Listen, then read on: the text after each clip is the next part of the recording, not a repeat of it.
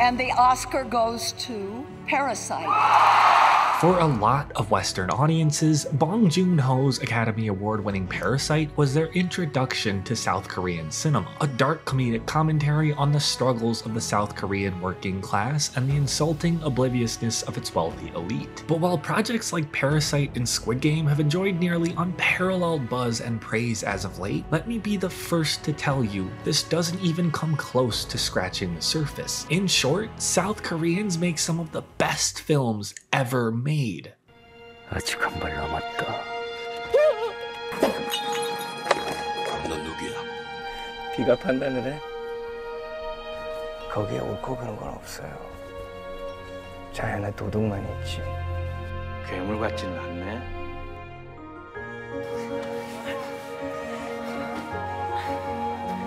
내가 널 얼마나 미워했는지 아느냐?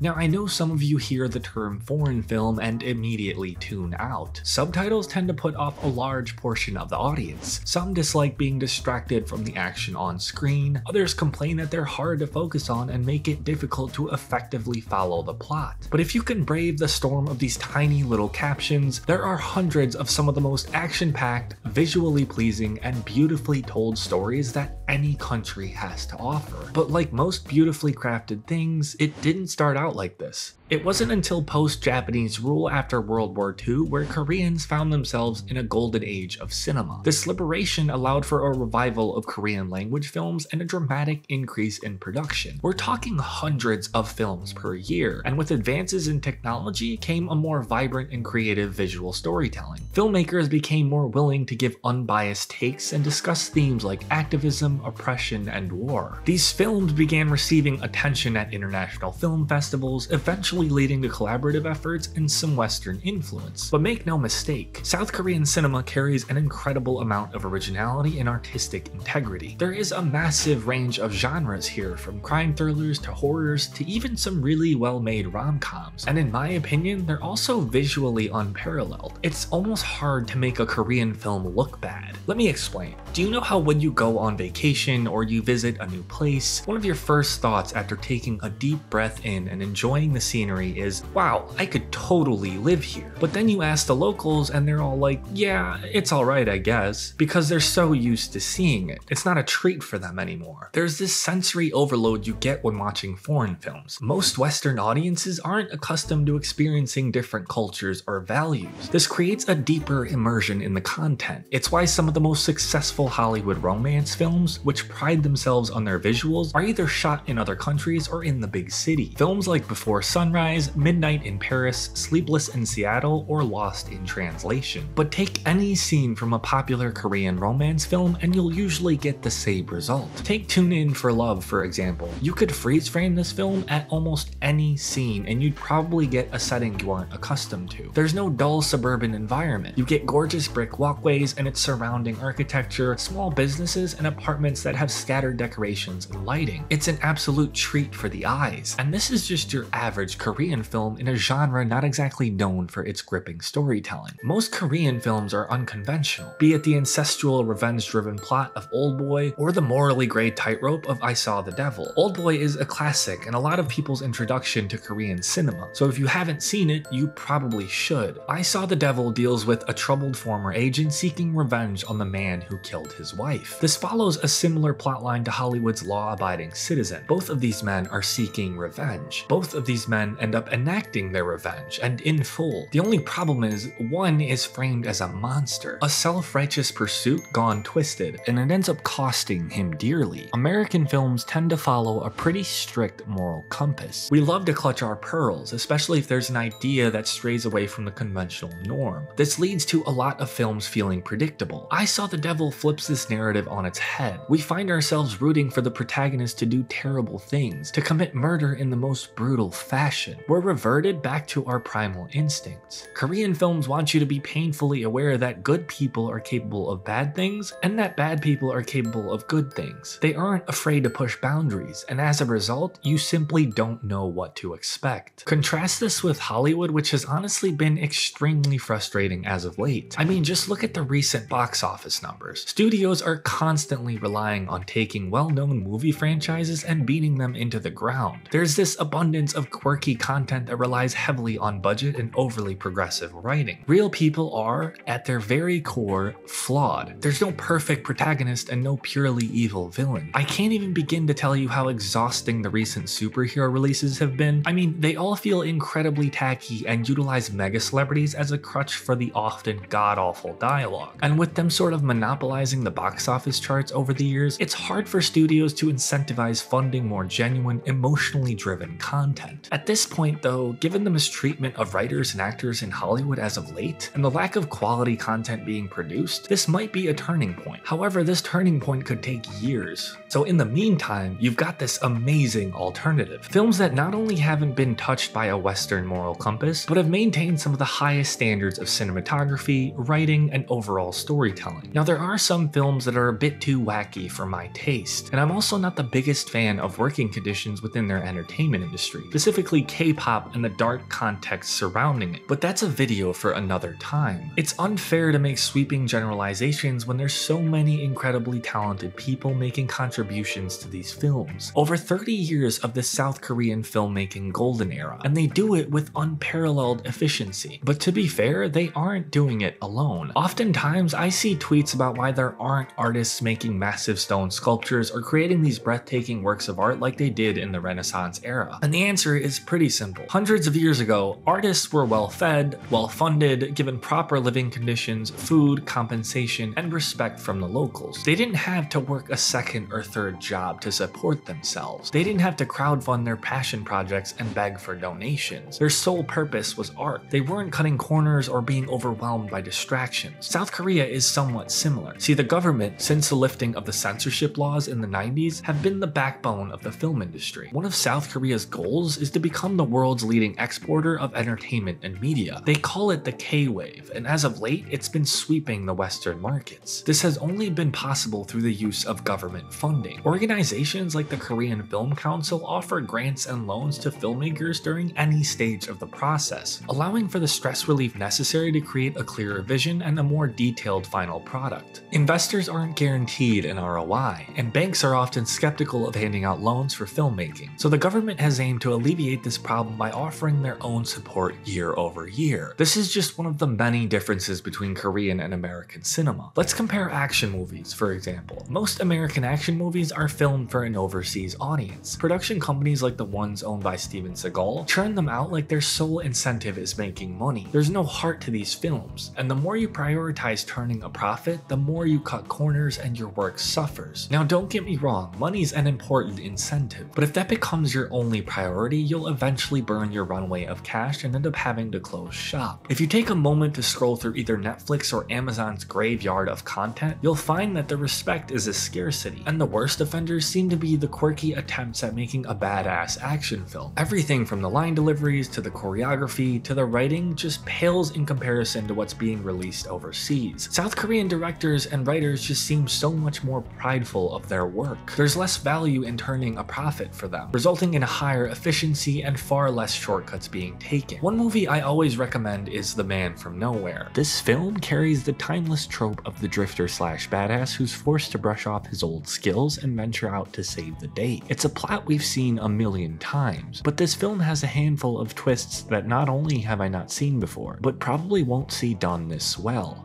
South Korean cinema isn't afraid to make you deeply uncomfortable. This helps avert your expectations and provides a refreshing twist on an already common trope. I won't go into detail and spoil it, but the action sequences in this film are incredible. The villains are entertaining, and the main character's subtle performance is the cherry on top of a film in a genre that's really easy to mess up on. And then there's the horror. South Korea has created some of the most unsettling horror films ever made. Many American horror films rely heavily on shallow jump scares to keep an audience entertained. South Korea takes a far more thoughtful and layered approach to the genre. There's more depth to the plot and characters. You're not just waiting for people to get killed off. This level of complexity and nuance causes the audience to become far more attached. They build slowly on the tension and atmosphere, which creates a lasting wave of sense and dread. South Korea also has an incredibly rich history of folklore and mythology, timeless stories that directors can draw on for inspiration. Now, I can't force you to sit and read subtitles or watch poorly dubbed films if it's something you're not interested in. They're not everyone's cup of tea, but there's so much that the South Korean film industry has to offer. So many films that I feel like Western audiences are missing out on. But thankfully, it does seem like the tide is shifting. The industry is growing rapidly in comparison to a seemingly cratering Hollywood. And while I don't like the direction American films are headed, I think this competition is a good thing and a much needed reminder that we don't need another remake or absurdly high-budget CGI. People are really good at adapting with what they have, and if they're passionate, and I mean really passionate about what they do, you'd be shocked at what they can come up with.